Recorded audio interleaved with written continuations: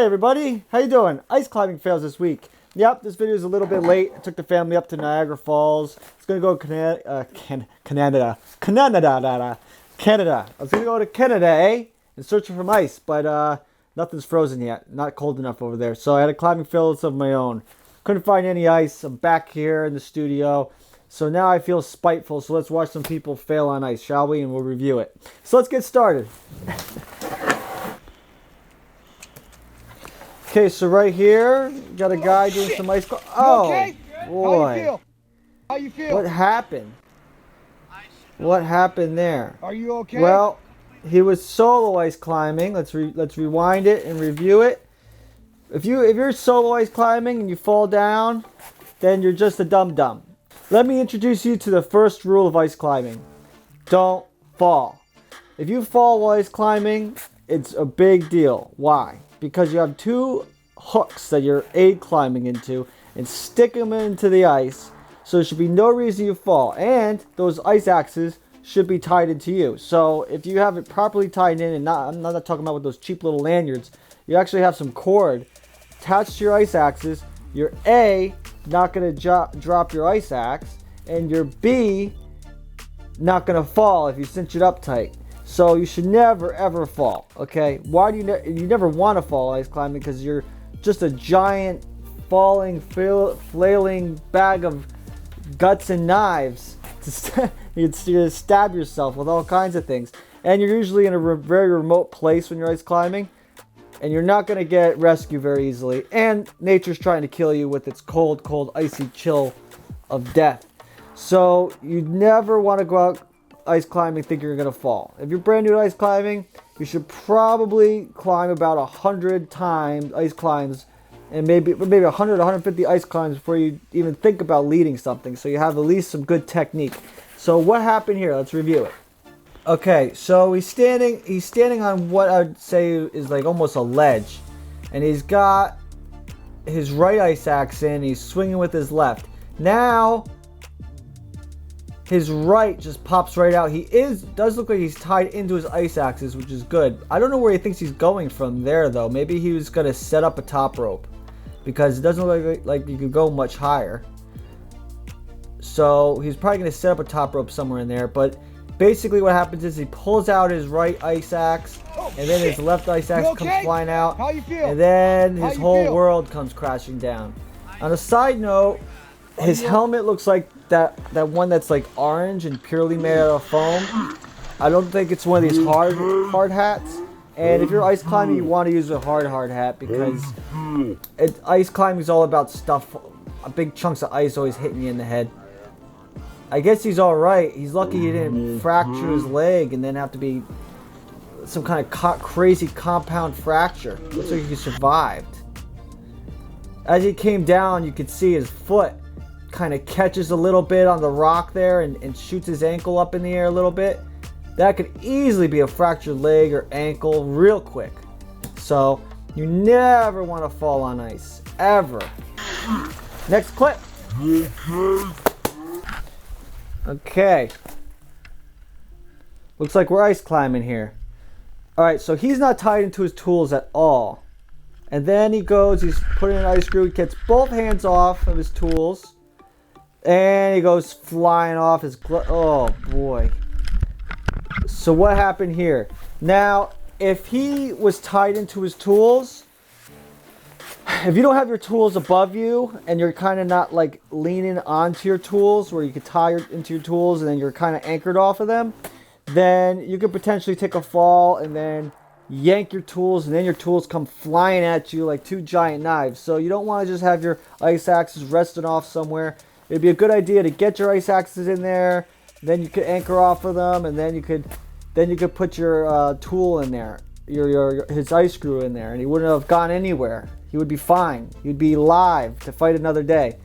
I don't think there's maybe it's not honorable climbing, but it's better to be dishonorable tying in your ice axes and surviving at least until you're like really good, I'd say. I mean, these pros, they don't even tie into their ice axes. I don't even know how they even deal with that, because if they drop their ice axe, they're done. Maybe we'll find some clips of that. This guy here flying down the hill, and as we can see, he has his ice axe in hand, and he's gonna try the maneuver where you try to bury it in and act it as an anchor to slow you down. But it looks like, yeah, it looks like he's got it in there now, but it's still rolling. Pretty difficult to pull off. So if you're sliding down a hill and you have your ice axe tied into you, and it doesn't go flying up way up there, you could turn it around, jab it into the ice, and then act as an anchor, slow you down. It looks like he tried to pull that off. It's always hard to find the angle of what these hikes are, these climbs are, that these people are getting up. So maybe it's super steep and it's just not slowing them down enough. But you really want to be able to get this in and bury it down and anchor yourself down. That's a good example of that technique there. It doesn't look like it's working out too well for him. Maybe it's super steep stuff. Next clip. Okay, we got some guy leading here. Oh boy, his ice axes just pop right out. So what I'd say about this right here before he fell is it just slips out and pops right out. So you're gonna want to get your ice axes nice and seated into the ice, a nice good whack. Okay, and it's not just you could sometimes just perch your ice axes in good spots, because sometimes if it's a really sometimes these ice climbs turn into like Swiss cheese because it's a very popular ice route. And if that's the case, sometimes you could just hook your way up into other people's ice holes. So yeah, it looks like he's trying something like that, but it's a good idea to get your ice axe in a nice good placement where it can't just pop right out. And it looks like that's what happens to him, is he just gets both on there, and then maybe the other one shifts the other one and just comes popping right out. It doesn't look like he has much gear because he didn't place any ice screws or anything. He falls right to the ground. Here's an example of why you want a helmet while you're ice climbing. Yeah, ice climbing is all about ice raining down on your face and on your head, especially when you're this close to the ice, you know. So you definitely want a helmet. Definitely want a helmet while ice climbing. Here this guy goes. This guy looks like he's soloing. Ooh, that was a close one. So this ice right here looks like some kind of like frozen freezer ice he's just sticking it into. Oh, he slips, it just gives loose. Oh, there you go. Hey, what do you know? He was deep water soloing ice climbing. Wow, never seen that. Here's some ice falling. Oh boy, that's just scary. Yeah, stuff like that, I wouldn't say big things like that are very normal to happen, but if you're belaying somebody and you're the belayer in an ice climb, you want to be well hidden from stuff like that, from the leader dropping big chunks of ice on your head and big things rolling down. You have to constantly worry about ice coming down. So it looks like he was in a spot where he could be away from that, so that's good. So here this guy's top rope ice climbing, which is definitely the way you want to start out. But it looks like everything's pretty wet, which means, yeah, everything's pretty loose. If everything's dripping wet and it's just not cold enough, ice is a really funny medium like that, because if it's way too cold, the ice could be like concrete and your ice axe just bounces off it. And it's way too wet, that things just fall apart. It's got to be this perfect, nice temperature to get some really good ice climbing. And if you're top rope ice climbing like this, at least set your top rope up where you're ice climbing. Looks like he's way to the right, and when he fell, he kind of pendulum to the left. So if you're ice climbing, your top rope ice climbing, just climb. It might be harder to climb straight up, but just climb straight up, because you don't want to go left, you don't want to go right, and then pendulum around with two jagged knives on your feet and on your hands.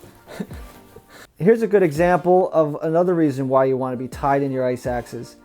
Whoop, there you go. Like, what do you do? What do you do? Like, here's a guy that's like doing a huge alpine climb. I don't know where he is. And there goes his ice axe. Can you imagine if that just tumbled to the bottom? Now you have one ice axe for the rest of the climb. Now he has to get back down there. He has to get his ice axe. I would love to hear an argument, a good argument of why you shouldn't be tied into your ice axes, or have your ice axes tied into you. Oh, Josh, you get all twisted. Just be careful of where you're twisting it. Take your time, untwist it. You can use one of these swivel things. I have a little swivel thing right here. You could use one of these, and then it won't get all twisted up. I don't know. I would love to hear a good argument of why people don't tie into their ice axes. I can't come up with one. So that about wraps it up for this winter's edition climbing fails. Let me know if you learned anything. You got any comments, leave below. And you have any questions, let me know. As always, Joshua Perry, climbing out of here.